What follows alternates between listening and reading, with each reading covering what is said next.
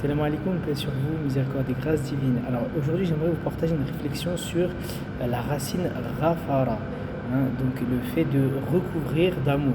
Enfin, c'est comme ça que moi je le ressens. Alors, ce qui est intéressant, c'est intéressant de faire la comparaison avec le kufr en fait, kafara. En fait, c'est aussi ce sens de recouvrir, mais là on est dans quelque chose de différent. On est dans le recouvrement d'amour et de pardon. Donc, Al-Ghafir, un nom d'Allah.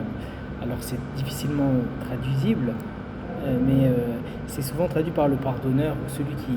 En fait, il y a cette notion de cacher, de recouvrir le péché jusqu'à en fait qu'il y ait l'oubli total en fait, que ce soit couvert, recouvert et qu'on ne le voit plus.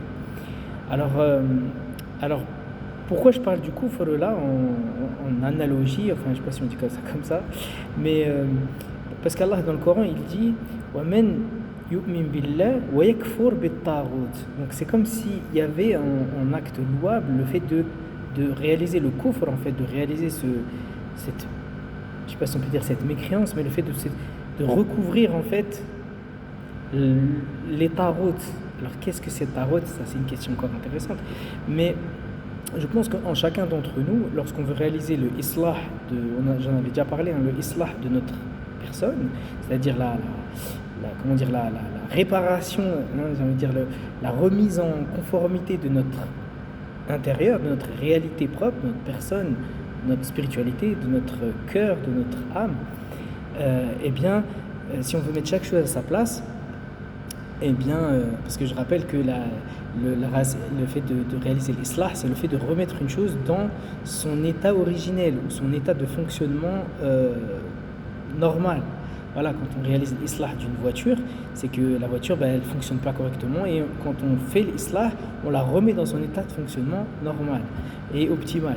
Voilà, et c'est ça l'islah al-nafs. En fait, c'est mettre chaque chose à sa place. C'est comme si on avait un nombre incalculable de pièces de puzzle en nous à remettre à sa place, et faire l'islah, c'est mettre chaque chose à sa place.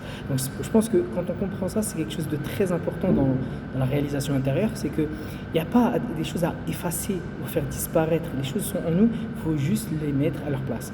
Si quelqu'un il a de la colère, sa colère, il ne peut pas la faire disparaître, il ne peut pas faire, ça fait partie de lui. La peur, tous ces sentiments-là, il faut juste les mettre à leur place. Et ça, c'est la maîtrise de soi, la maîtrise le contrôle, la connaissance de soi-même, donc la connaissance d'Allah, la connaissance de Dieu, la connaissance du soi. Ça dépend comment on l'appelle. Donc je reviens au kufr en fait. Le kufr, donc c'est l'acte de réaliser ce kufr. En fait, c'est pas en soi mal, sauf que ce qu'il faut, c'est ne pas kfar Allah et son prophète, sallallahu alayhi wa sallam. Ne pas recouvrir, ne pas cacher, ne pas tourner le dos, ne pas refouler, on va dire, la vérité.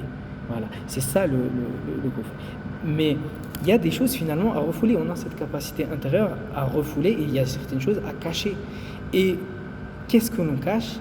C'est les tarout, c'est le mal. Voilà. Quand on pardonne quelqu'un qui nous a fait du mal, on cache ce mal, on l'oublie, il n'existe plus, il n'a jamais existé. Bien sûr, après avoir fait ce qu'il y avait à faire, parce que quand on fait du mal, il y a des choses à régler, il y a une justice à régler, il y a la justice à régler, mais une fois que c'est réglé, ça n'existe plus. C'est-à-dire, on oublie, c'est oublié, c'est recouvert de quoi? De l'amour.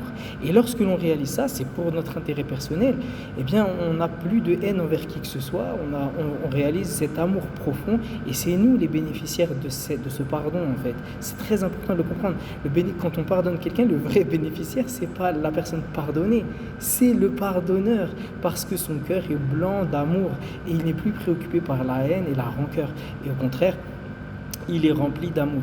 Et comment la personne réalise ça? C'est seulement les vrais amoureux d'Allah, les vrais amoureux du Dieu, qui n'ont pas de place dans le cœur que pour l'amour de Dieu.